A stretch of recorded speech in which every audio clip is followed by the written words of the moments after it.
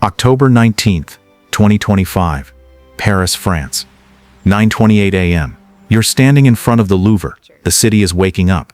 The autumn light is hitting the limestone facades of the first arrondissement. Down by the Seine, the water is calm. Runners are jogging along the Quai François Mitterrand.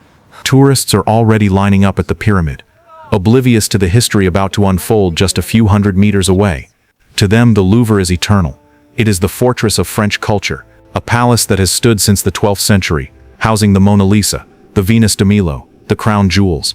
It feels impenetrable. It feels safe. But safety is an illusion. Safety is just a feeling we tell ourselves to sleep better at night. Because right now, rolling down the street with the casual arrogance of a city service vehicle, is a white moving truck. It looks completely unremarkable. It looks like it belongs. Inside are men who know something the tourists don't. They know that even a fortress has cracks. They know that the impenetrable security of the world's most famous museum is actually a patchwork of outdated systems, budget cuts, and blind spots. They are about to prove it to the whole world. The truck slows down. It doesn't go to a loading dock. It doesn't go to a service entrance. It parks right on the street, directly adjacent to the Apollo Gallery wing. This is bold. This is hiding in plain sight. Two men step out. Bright yellow vests. Hard hats. They look like city workers, maybe here to fix a street lamp or trim a tree. No one gives them a second glance. Why would you? You see a vest. You see a truck. You assume authority. You assume purpose. You don't assume that these men are about to execute the most audacious art heist of the 21st century. 9:30 a.m. The hydraulic lift on the back of the truck begins to rise. It's not a ladder. It's a platform. And it's moving fast. 42 meters per minute. That's not just machinery. That's a specialized tool. In seconds, they are ascending the side of the palace. Up past the stone foundation. Up past the first floor windows. They are rising towards the Galerie d'Apollon. Let's talk about where they are going.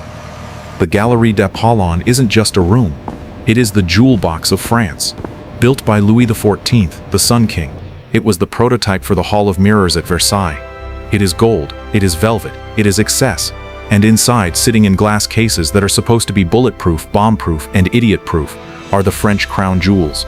We are talking about diamonds worn by Empress Eugénie, emeralds given by Napoleon Bonaparte, sapphires that have adorned the necks of queens for 200 years.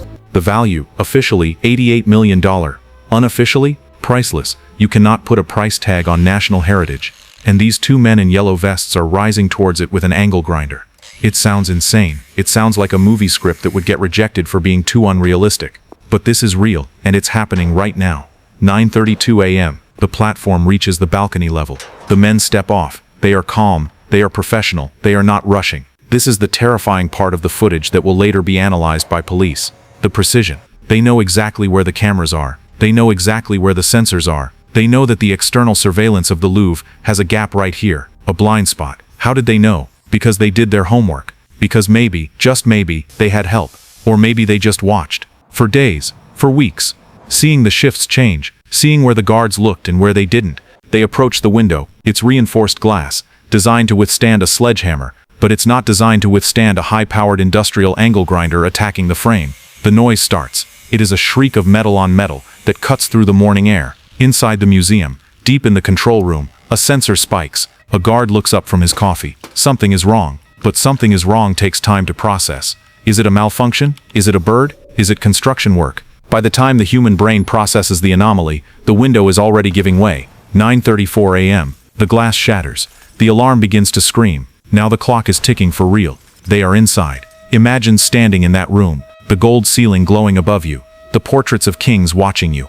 And you are there to steal their legacy. They don't run around smashing cases at random. They go straight to specific targets. Case number 1. Case number 2. They ignore the Regent diamond. Why? It's worth $50 million alone. Because it's too recognizable. You can't sell the Mona Lisa. And you can't sell the Regent diamond. They want the pieces that can be broken. The sets. The tiaras. The necklaces. The things made of hundreds of smaller stones. The grinder bites into the display case. Sparks fly onto the 17th century parquet floor. The glass, specifically designed to resist attack, holds for a second, then fails. They reach in. Gloved hands grab history. A tiara with 2,000 diamonds. Gone into a bag. A sapphire necklace.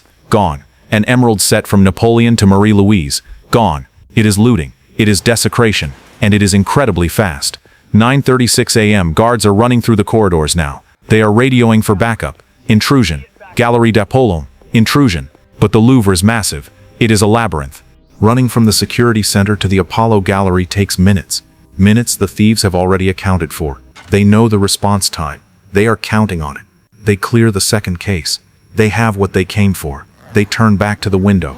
The bag is heavy. Heavy with gold. Heavy with stones. Heavy with the weight of a nation's embarrassment. They step out onto the balcony. The lift is waiting. They step on. The descent begins. 9:37 a.m. A guard bursts into the gallery. He sees the broken window. He sees the empty cases. He rushes to the balcony just in time to see the yellow vests descending. He watches, helpless, as they reach the ground. And then, chaos. In their haste, or maybe just purely by accident, something falls. A crash on the pavement. A scatter of light.